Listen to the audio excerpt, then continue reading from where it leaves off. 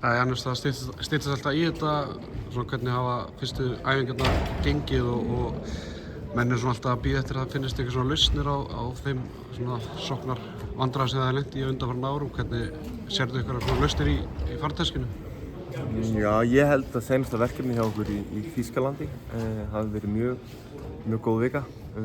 Fært okkur nær svona hvað hendar okkur og hvar við erum kannski hvað sterkastir það kemur í leiki og það er náttúrulega ekki mikill tíma að undirbúa sig annað. Svo við erum bara að byggja áfram á því og bara fíla þetta og við erum náttúrulega mjög framfærilega sóknarleikmenn svo við erum ekki að hafa ágjörð því.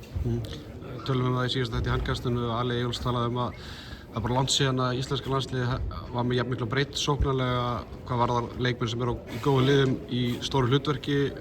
Hann kallar kannski eftir því að Stóri myndi nýta hópinn kannski betur en forverar hans undanfarin ár í að vera ekki bara rótera í neyð heldur svona að menn væru með sín hlutverk á hreinu. Sérðu ykkur breytingar á því hjá Snorra að hann sé að fara að treysta ykkur 100% saman hvernig staðan er í leikjunum? Já, ég held að Snorri treysti okkur alveg 100% alveg hver saman staðan er. Ég held að það getur verið smá kúnst því að þetta er stuttur tími sem við erum saman og stundum eru bara ákveðnir leikmenn að fíla sig og hinn ekki og þá er þetta svona, ef að gefa ykkur sénsinn að gá hvort hann sé líka heitur eða megum við því. 1, 2 og 3 snýst þetta bara að vinna handboltaleiki og þá er bara hvert atriði skiptir óbúðslega miklu máli þegar uppi stendur. Svo þetta verður örugglega eitthvað svona smá púsl hjá honum og númer 1, 2 og 3 held ég séu bara við leikmenn sem þurfum að stíga upp og koma með frammistöðu þá ætti þetta ganga nokkuð smurt.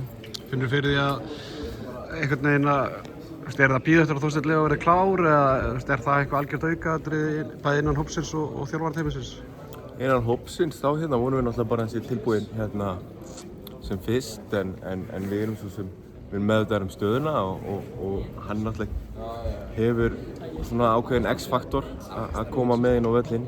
Við erum ekki margir sem erum 2 og 20 og hreyfum okkur samt eins og NBA-leikmaður svo nei, ég held að bara gangi vel hjá honum og vonandi að við fáum að njóta krafta hans á mótinu en við erum ekkert með hangandi haus að bíða eftir honum og ég held að það væri bara skrítið. Fyrir vetur varstu sterklega orðað við Barcelona og ég held að það sé nú kannski svona lélegt leyndamál einhvern veginn að þú sért á leiðinni til Barcelona. Veistu eitthvað hvenær þú verður tilkynntur sem nýr leikmaður Barcelona? Nei, þú verður að heyra bara í umboðsmannum mínum og klúbbanum mínum hvað þetta gera. Ég er bara leikmaður svo ég má ekkert segja. Þú veist ekkert eða þú vilt ekkert sjá þig það? Alveg ónafnir.